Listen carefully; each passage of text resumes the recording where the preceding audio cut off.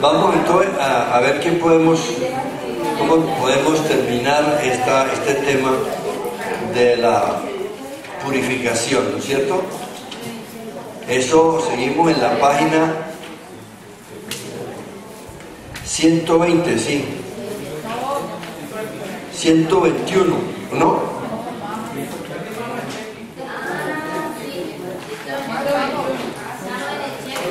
Sí.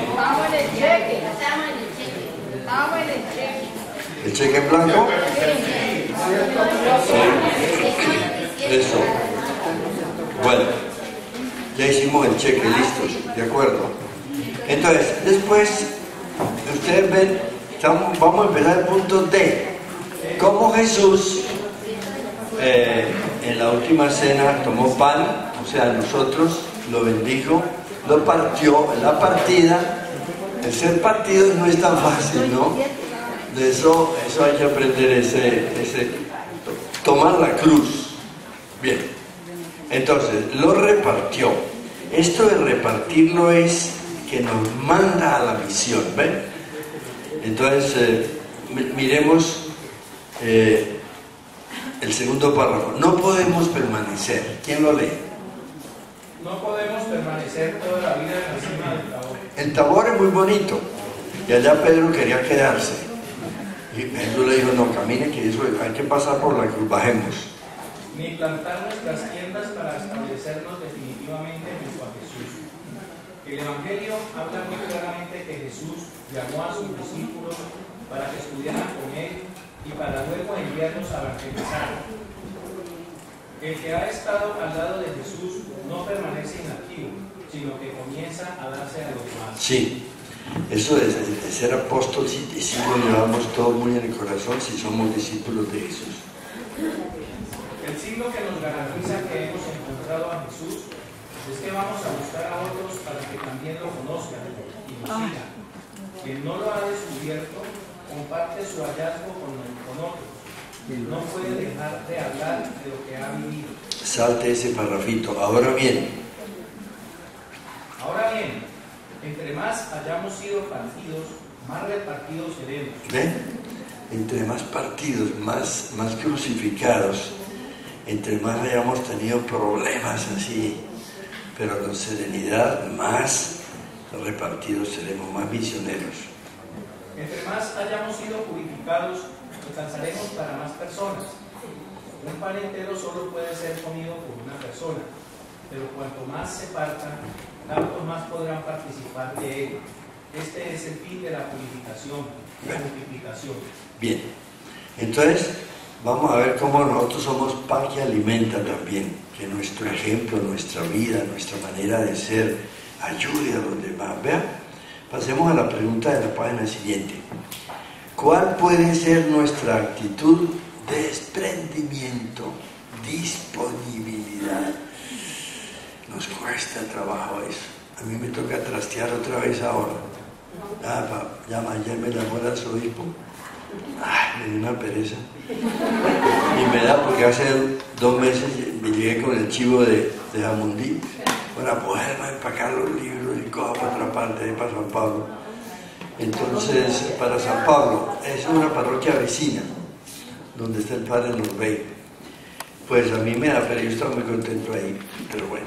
Entonces le dije: no, vamos a con mucho gusto, todo está bien. Tiene que haber. Pero pues era el obispo. El obispo tiene que, sí, el obispo sabe las necesidades que hay por ahí. Entonces yo dije: bueno, yo no conozco todas las necesidades, aquí estoy bien, pero bueno, no me toca más.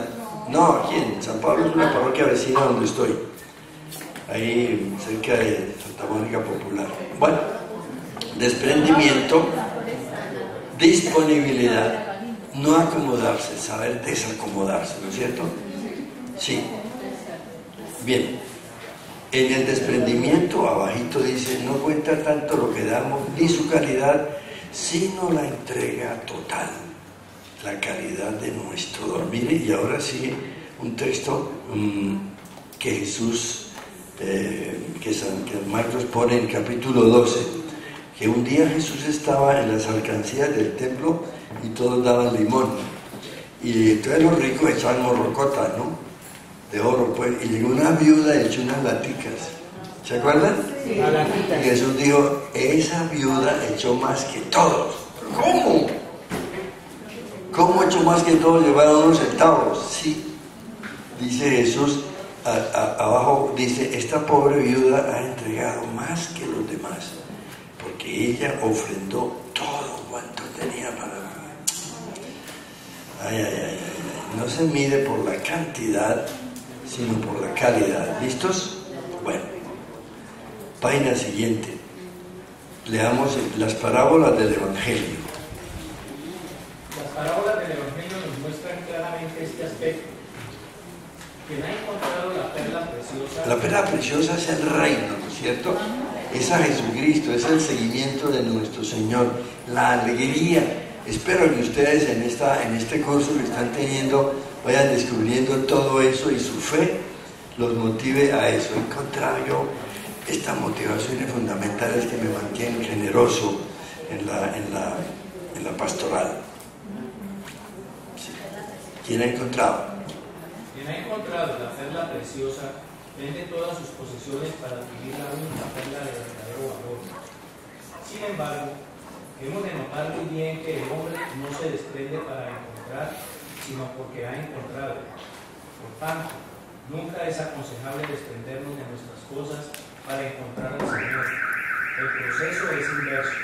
Quien lo ha descubierto encuentra que todas las cosas palidecen en comparación con la luz del Señor. Sí. Último párrafo. Pero a veces el Señor nos tiene que desprender de manera brusca de algunas cosas para que nos demos cuenta que no las necesitábamos tanto. En la historia de la salvación siempre hay destierros que nos desarraigan de todo cuanto somos y tenemos. Cuando dice destierro se está refiriendo al destierro del pueblo de Israel en Babilonia, ¿se acuerdan? Que se lo llevaron a la fuerza. Por apóstatas, por tener ídolos, por no cumplir la ley, se los llevaron y al rey le sacaron los ojos a Ezequías y eche para allá. En Babilonia, sin templo, sin sacerdotes, sin sacrificio y sin nada, empezaron a pensar en Dios, en Yahvé. Y allá inventaron la sinagoga. Cuando ellos vuelven a los 70 años de Babilonia para Jerusalén otra vez, empiezan a reunirse cada sábado, a meditar la ley, a leer la Torah, y vuelve a aprender la fe. Pero fue necesario que los hubiera desterrado. Entonces cuando nos vaya más, algo me está pasando, que Dios me está aquí cortando la sala para que yo me dé cuenta por dónde es la movida, ¿no? Destierros. Sí. ¿Sigan? Y son precisamente estos desprendimientos los que nos hacen crecer en la libertad y la disponibilidad. Por esta razón, a lo largo de la Biblia, Dios siempre pide algún tipo de renuncia. Jacob tiene que dejar su familia. Bueno, está Jacob, que huyó de Saúl, que lo quería matar, ¿se acuerdan? José, vendido por sus hermanos a unos mercaderes, corra para Egipto, y allá se volvió primer ministro. Moisés, que era un egipcio, porque él fue criado en el faraón, con el faraón, claro. Entonces el tipo sabía la cultura egipcia y toda, se desprendió de eso y se fue al éxodo también a recorrer. Y Elías se va al desierto. Entonces, eso es una cosa muy dura, pues. El último párrafo, en esta etapa la comunicación con Dios no se hace a través de ningún medio, sino que se llega a una etapa de comunión íntima y profunda. Ya no hay comunicación, sino comunión. Solo amor. No se depende de ninguna gracia, consolación o recompensa, sino que la relación de fe con Él es lo más importante, es la experiencia que los místicos nos comparten. Bueno, ahí hay un ofrendómetro, hagan esas dinámicas. Vamos a leer un artículo del padre Fidel Oñoro muy bonito, que me encantó. Entonces lo puse aquí, lo metí en la página 132. Para que ustedes entiendan esto, por favor, que si han estado viniendo este semestre al centro de formación, es como buscando enfervorizar su fe porque ustedes son bautizados. Entonces, por eso el título de este artículo dice: el discipulado es una dinámica bautismal pascual. Y ahí van a estar las cosas que estamos viendo aquí. Este es un resumen muy bien hecho: despojarnos para ser revestidos de Cristo. ¿Se acuerdan que en el primer librito que vimos del bautismo leímos el texto de Romanos 6, 3, 11? Los que fuimos bautizados, fuimos sumergidos con Cristo para que muriéramos con Él y resucitáramos. ¿Ve? Entonces fuimos despojados. Y en otro texto de Romanos es desvestidos para que nos vistamos de Jesucristo. Bueno, eso es lo que vamos a leer. Este sí lo leemos todo, ¿sí? Todo el artículo. ¿Siga? Como un bello resumen de todo lo anterior, insertamos este artículo del Padre Gregorio Bautista, publicado en el número 288 de Iglesias Sin Fronteras. En el Evangelio de Marcos, Jesús plantea el programa del discipulado. Sí. Si alguno quiere venir detrás de mí, niéguese a sí mismo, tome su cruz y sígame. Duro. Se trata de todo un movimiento interior en el que la vida entera se resignifica siguiendo el camino pascual del Maestro. Pueden escribir ahí: morir para vivir. ¿Ahí está escrito? Bueno, morir para vivir. No nos gusta. Este programa puede ser visualizado en el Evangelio de diversas formas. Una de ellas es el simbolismo de despojarse para ser revestido de nuevo. Primero, el despojo del discípulo escandalizado por la cruz. En medio del torbellino de los acontecimientos que llevan a la captura de Jesús en el monte de los Olivos, cuando todos los discípulos claudican de su compromiso con el Maestro, y abandonándolo huyeron todos. Abandonándolo huyeron todos. Estamos en el monte de los Olivos. Se describe una microescena del discipulado.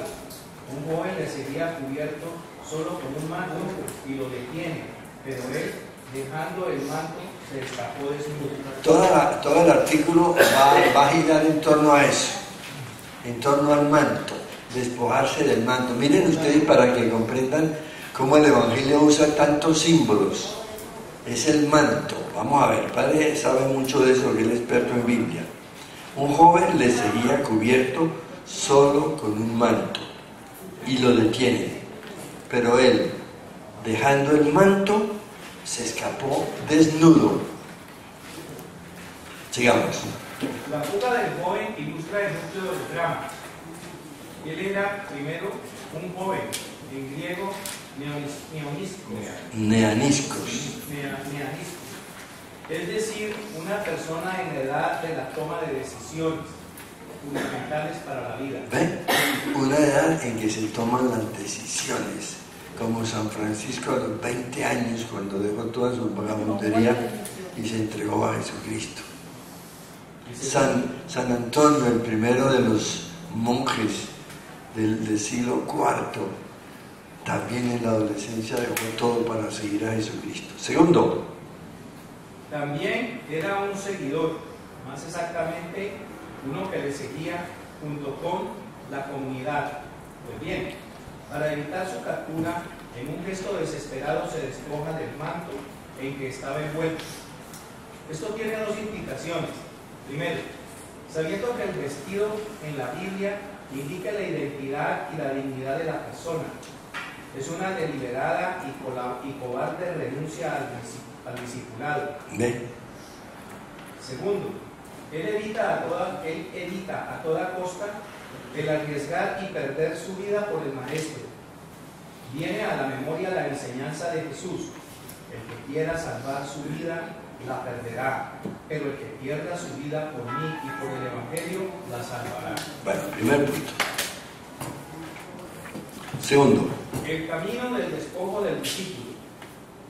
Aunque la acción desesperada del joven antes de la cruz en principio es negativa, si miramos otros textos que hay antes, entendemos que es una situación necesaria, como lo ha hecho notar el padre Giacomo Perello en su reciente tesis doctoral. Esto quiere decir que en esta etapa de crisis da ganas de salir corriendo ante las duras exigencias del seguimiento, y eso nos pasa a todos. Es un paso necesario en el camino del discipulado, si es que se quiere comprender verdaderamente todo su significado. Al fin y al cabo, el discipulado no es solamente cuestión de egoísmo personal, es un don del crucificado, resucitado, que tenemos que pedir y acoger. Señor, hazme discípulo tuyo, pedirlo que yo sea discípula, que aprenda a ser discípulo de verdad, Señor, ayúdame, eso se pide, es un don del Señor. De hecho, para poder seguir a Jesús se necesita despojarnos del manto, primero, como hace el ciego Bartimeo cuando el maestro lo llama. Arrojando su manto, dio un brinco y vino donde Jesús. ¿Se acuerdan? De ese ciego que estaba al borde del camino. Todo es simbólico, para que aprendan. El manto es la única posesión de un pobre. Lo cubre en días de invierno, lo cobija por las noches, le sirve de apoyo para sentarse a pedir limosna o incluso como recipiente para recibirla. Bartimeo renuncia a todo lo que tiene y ya viendo, sigue a Jesús por el camino. Se volvió discípulo. Es un discípulo. Segundo, evoca también lo que hacen los discípulos en la entrada mesiánica de Jesús a Jerusalén. Cuando Jesús iba a montar en el burro, los discípulos echaron encima sus mantos y Jesús se sentó sobre él. Más aún, muchos extendieron sus mantos por el camino. Jesús reina sentado y recorriendo el camino triunfal sobre el manto de sus discípulos. Ellos le entregan todo a su rey y de su reinado recibirán luego su dignidad. Ese es el manto. Tercero, este asunto del manto va hasta el momento en que llegue al fin, como advierte Jesús. El que esté por el campo no regrese en busca de su manto. Es decir, a la hora del juicio de nada sirve lo que vistamos, porque allí se pide transparencia total, aquello que realmente somos. Por todo esto, el despojo del manto es necesario para ser discípulo. Es el despojo de sí mismo para recibirlo todo del Señor, que con su cruz y en su resurrección nos da por su parte todo lo que Él es. Tercero, el despojo del Maestro.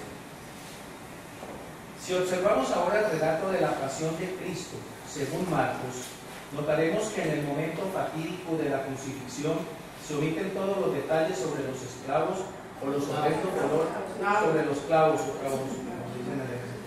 o los horrendos dolores de Jesús. Todo se resume en esta frase: lo crucifican. El único detalle añadido es este: y se reparten sus vestidos. Se significan las palabras del Salmo 22, 19. Ahí el drama de la pasión hace sentir su intensidad. Jesús es desnudado, despojado de sus vestidos, como que le quitan el manto. El estudio del contexto histórico nos permite interpretar el pasaje. Jesús fue sometido a la máxima humillación, que consistía en exponerlo desnudo. Para un israelita esta es la mayor deshonra. Más aún, sabemos que a un condenado a muerte se le despojaba de sus vestidos para señalar así la pérdida de toda dignidad y la escondió de su pueblo.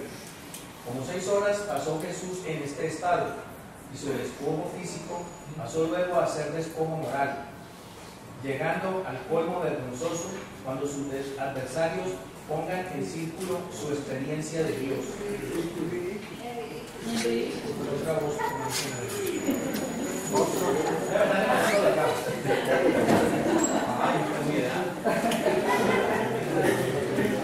Jesús ha entregado su propia vida con un despojo total.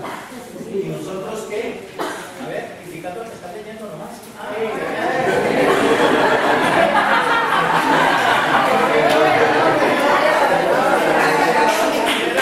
Bueno, cambiemos entonces. Otra voz.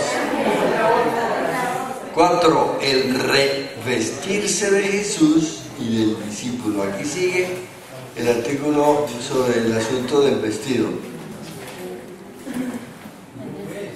El revestirse de Jesús y del discípulo.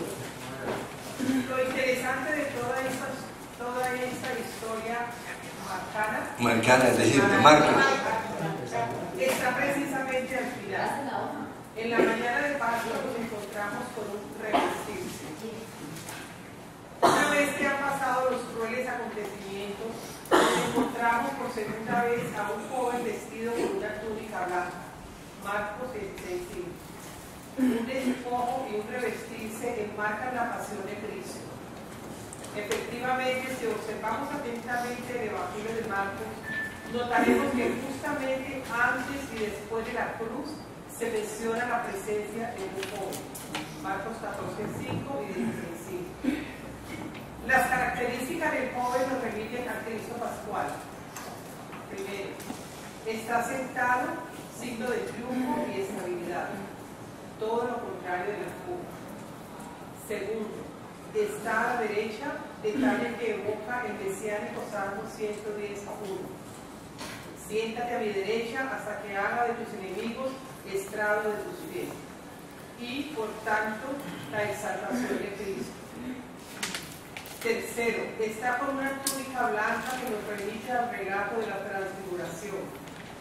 Y cuarto, es de su boca de donde proviene el anuncio del querigma pascual.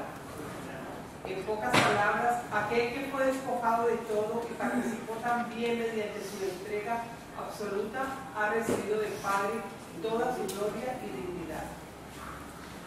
Pero el joven también describe al discípulo ideal. Solamente mediante el despojo total de sí mismo podremos comprender el sentido y el vivir a fondo el camino del Maestro para vivir completamente identificados, revestidos con Él y ser capaces de anunciar su cruz pascual a todos los hermanos. El camino del discípulo no es diferente del de su Maestro. no. Nosotros estamos asimilándolo. Por eso el cuadernito del bautismo decía: el bautismo nos hace parecidos a Jesús, parecidos. Y el parecerse, ustedes fíjense que nace un bebé y todo el mundo empieza a buscarle parecidos con la mamá, el papá, los ojos, las cejas, la nariz, la boca, la abuela, en lo que sea, pues. A ver a quién se parece. Bueno, entonces, nosotros tenemos como objetivo es parecernos a Jesucristo. Eso es el discipulado, ¿eh? En esta última horita del discipulado, ojalá que nos quede muy claro, porque como el discipulado era un asunto perdido, que no habíamos vuelto, pues nadie nos había hablado, ahora lo redescubrimos. ¿Y en qué medida ustedes ayudan a otras personas allá en las parroquias a descubrir esta vocación del bautizado que se perdió, a recuperarlo, ¿no es cierto? Bueno, ahora sí seguimos con la temática que venía. Ahora, esto es mi cuerpo que es entregado. ¿Ven? Volvemos al tema de la cena, del último cena. La meta de la formación, página siguiente, es la transformación. La formación de un apóstol no termina sino hasta que es transformado en Cristo Jesús. Caramba. Ese es el objetivo de la vida bautismal, la identidad con Jesucristo. Pero ustedes tienen ahí 3 textos del Nuevo Testamento que hay que leer en la casa y meditar. Como San Pablo predicaba que el objetivo del bautizado es hacerse otro Cristo. ¿Ven? Bueno, de esta página ahí, sí. Página siguiente. ¿Qué actitud tomar entonces? Formar la comunidad. Dios mío, esto sí que es un tema que tiene que preocupar. Hacer comunidad, porque la iglesia a veces se ve destrozada, ¿no? Por muchos intereses y muchas peleas internas desde el principio. Vamos a trabajar eso. Leamos ¿qué actitud tomar entonces? Formar comunidad. Sigamos ahí. En primer lugar, debemos renunciar al individualismo. de manera especial al individualismo religioso. Ser el más grande apóstol, ser el mejor servidor, tener el mejor grupo o ser el más santo. Esto daña profundamente, ya que nos mantiene en una actitud de competencia con todos los demás, perjudicando así la unidad. Todos somos miembros del cuerpo de Cristo, pero al mismo tiempo miembros los unos de los otros. Si no asimilamos este dato fundamental, todo nuestro trabajo puede ser más peligroso que benéfico. Así como yo necesito de todos ellos necesitan de mí. Todos, por más pequeños o insignificantes que parezcamos, somos necesarios. Por ello, una característica indiscutible del discípulo de Jesús es que es constructor de la unidad y enemigo de la división. Jesús no formó individuos aislados, sino que instituyó una comunidad con un ambiente de fe y amor, como semillero donde se produjera continuamente otro discípulo. La comunidad apostólica era ese verdadero y al mismo tiempo la fuente suplidora de discípulos en la iglesia. Cuando se pone a leer el Nuevo Testamento, uno encuentra a Bernabé, que se preocupa de salvar a Pablo y traerlo de Tarso y lo presenta a la comunidad. Bernabé recuperó a Pablo, que estaba perdiendo.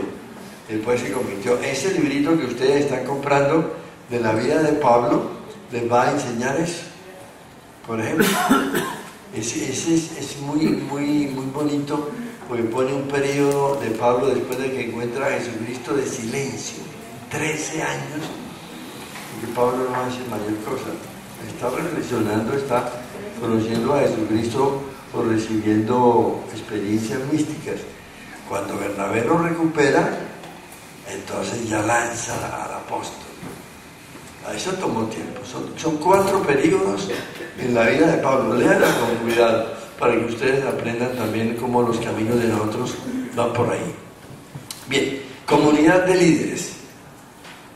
A este ambiente de fe y amor se le denominó colegio apostólico.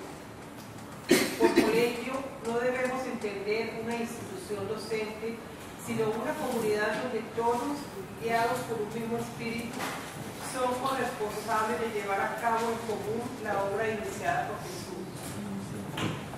El colegio apostólico es la comunidad responsable de anunciar el reino de Dios, haciendo discípulos por todas partes. A ellos les toca servir, conducir y presidir la comunidad, imitando a Jesucristo en la manera de hacerlo. Los pastores no son solo los responsables de guiar, sino que ellos mismos deben estar comprometidos en una comunidad de líderes. Muchas veces los responsables de hacer la comunidad cristiana son los que menos viven en comunidad. Los dirigentes señalan como indicadores el camino a los otros, pero ¿quién los orienta y dirige a ellos?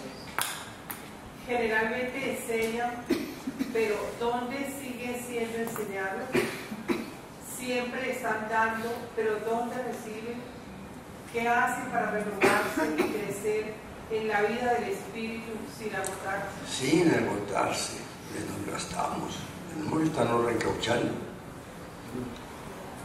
La comunidad de líderes es la respuesta y la solución. Una vez Jesús llegó a Cafarnaúm, 4 hombres fueron a buscar un amigo paralítico que tenían, lo subieron a una camilla y lo llevaron a Jesús. No pudiendo entrar a la casa donde se encontraba el maestro, lo subieron al techo y lo descolgaron con un agujero que hicieron. Poco después el hombre salía cargando él mismo su propia camilla. Marcos 2, 1, 2. En este relato tan sencillo se nos da la pauta de los elementos esenciales de una comunidad. El ambiente de amor donde nuestros amigos nos cargan cuando nosotros no podemos caminar. Los amigos que nos llevan a Jesús para ser sanados. Una vez sanos se nos manda llevar la camilla de la responsabilidad.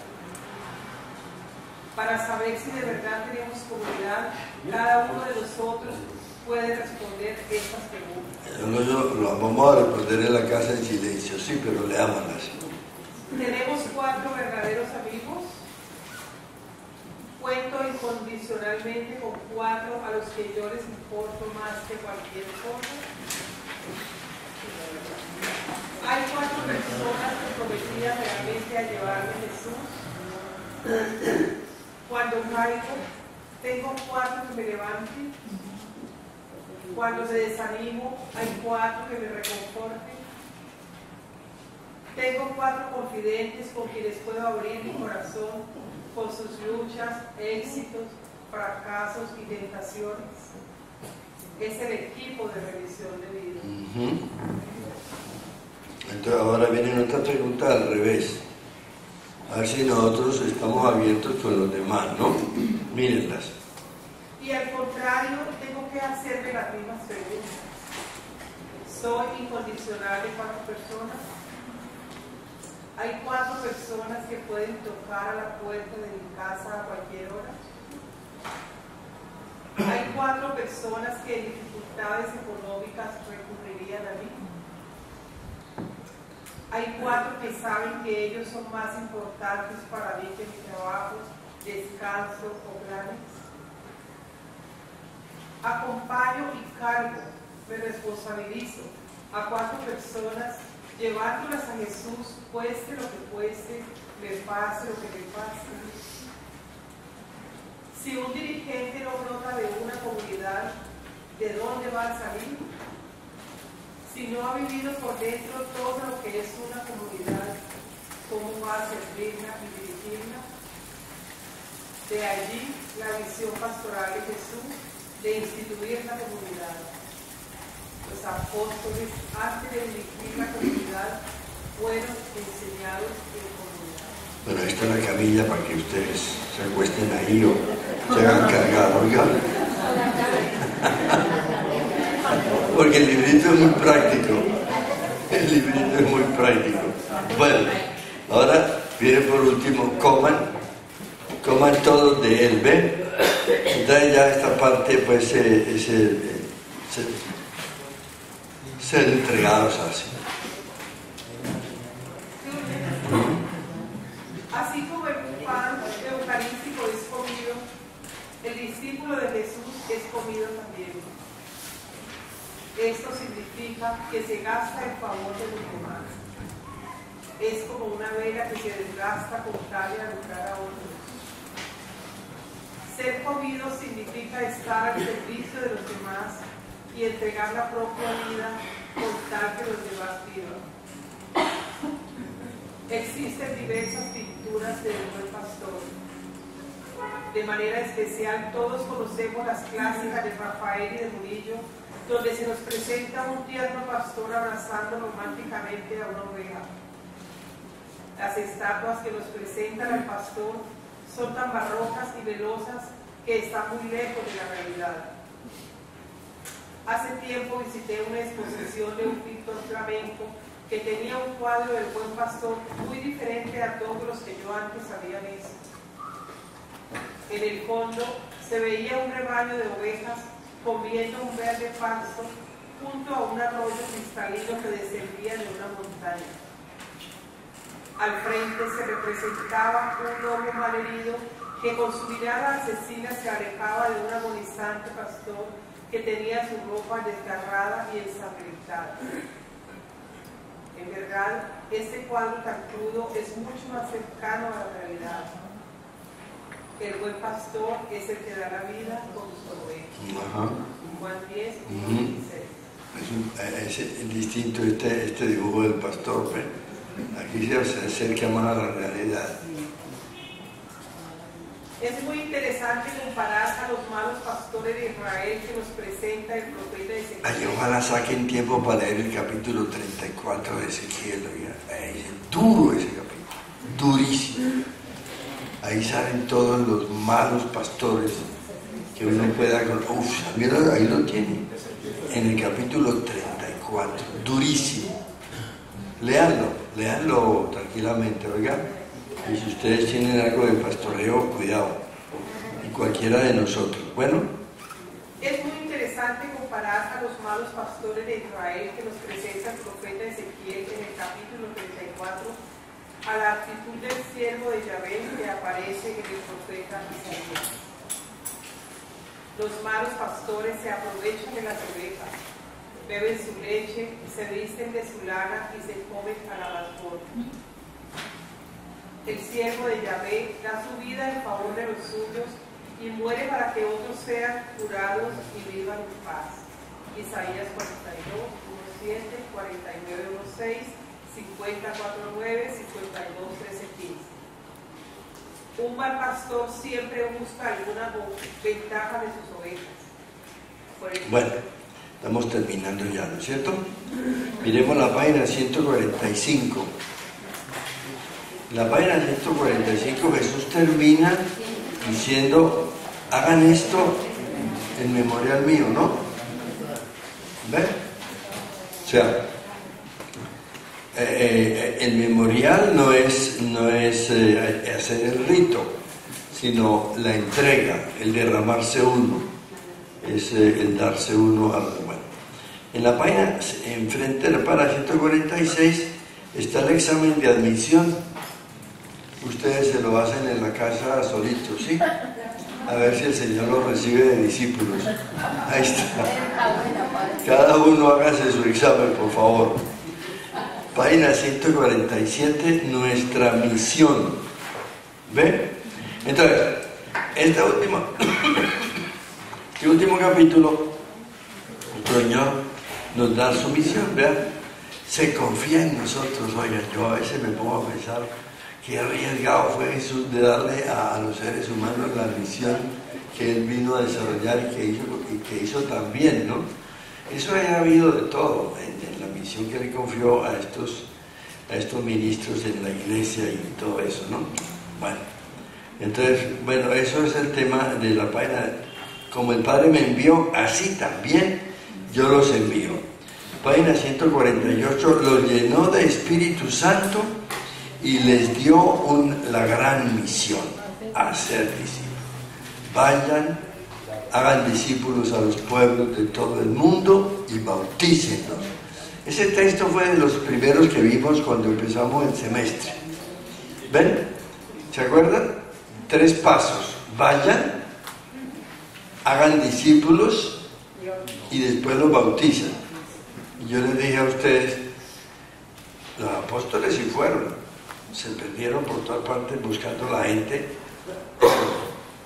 anunciaron el querigma, el evangelio, hicieron discípulos y después bautizaron. ¿Qué estamos haciendo nosotros hoy? Bautizamos, no hacemos discípulos, menos vamos a tener tiempo de ir. Al revés. Todo al revés. Fíjense, eso es un poquito la crisis de la Iglesia Católica, que mucha gente está como en suspenso y dice, ¿esto para dónde va? ¿Eso que dice el católico? ¿Eso cómo es? ¿Qué cuento? ¿No? Y se van perdiendo la fe. Vayan, hagan discípulos a todos los pueblos. Entonces, por eso, ahí está en la página 148, al final, abajo. Este es el texto.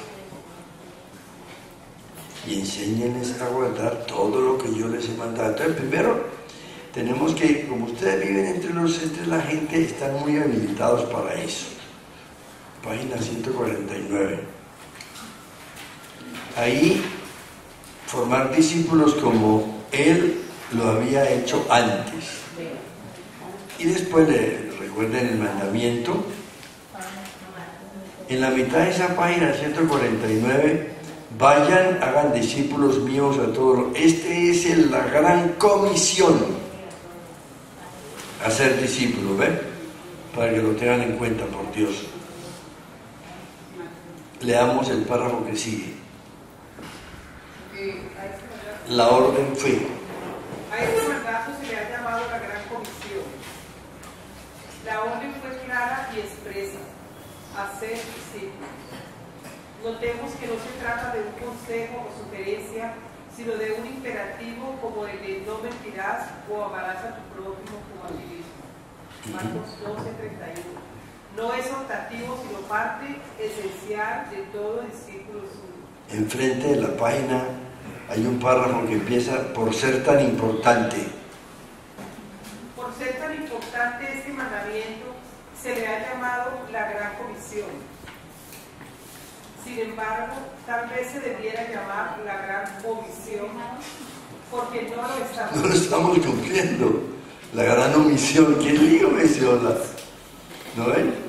Debería tirarnos las orejas a nuestro Señor. ¿Qué están haciendo ustedes allá después de 2000 años? Es más, ni siquiera somos conscientes de que se trata de una orden y un mandato expreso que obliga a todos los seguidores de Jesús. Tal vez ninguno de nosotros se haya ido a confesar diciendo: me acuso de no hacer discípulos de Jesús. Esta gran comisión es más grave que muchos de los pecados que acusamos en el confesionario. Sí, que tuve rabia, que peleé, que... Bueno, este es la gran omisión. Tenemos que acusarnos de este pecado. ¿Listo? El fondo del problema es que habíamos olvidado el discipulado para convertirnos en clientes religiosos y para acabar de completar los que trabajamos en el reino y servimos en la viña del Señor. No hemos llegado a ser maestros formadores de discípulos.